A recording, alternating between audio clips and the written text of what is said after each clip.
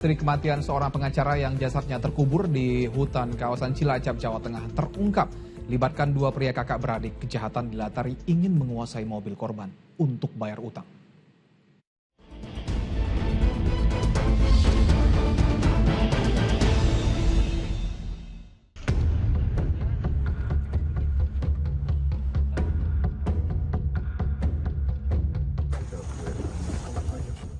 Pembongkaran tanah yang dalamnya terkubur jasad seorang pria di hutan Kubang Kangkung, Kecamatan Kaungaten, Kabupaten Cilacap, Jawa Tengah, mengungkap tabir pembunuhan berencana yang dilakukan dua pria kakak beradik.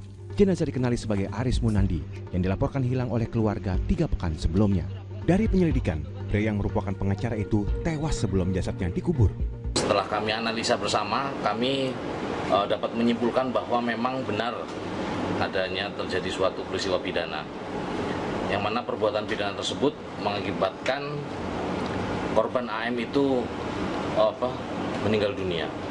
Tak lama setelah temuan mayat, aparat Polres Cilacap bersama Polda Jawa Tengah menetapkan dua pria sebagai tersangka pembunuhan.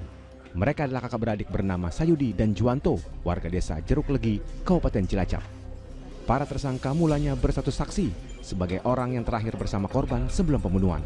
Petunjuk yang mengarahkan kakak beradik ini sebagai tersangka diperoleh polisi dari mobil milik korban. Kendaraan jenis minibus itu ditemukan terparkir di Desa Mekarsari, Kabupaten Kebumen, 24 November 2025 atau 3 hari setelah polisi menerima laporan korban hilang. Pembunuhan terhadap korban terjadi di sebuah pemakaman di Kecamatan Jeruk Legi, Kabupaten Cilacap, tidak jauh dari lokasi pembuangan mayat. Tersangka Sayudi yang berusia 43 tahun berperan menghabisi nyawa korban, sementara tersangka Juwanto yang berusia 33 tahun berperan membantu kakaknya mengubur jasad korban untuk menghilangkan jejak. Pembunuhan ini diduga dilatari motif tersangka yang ingin menguasai harta korban berupa mobil untuk dijual buat bayar utang.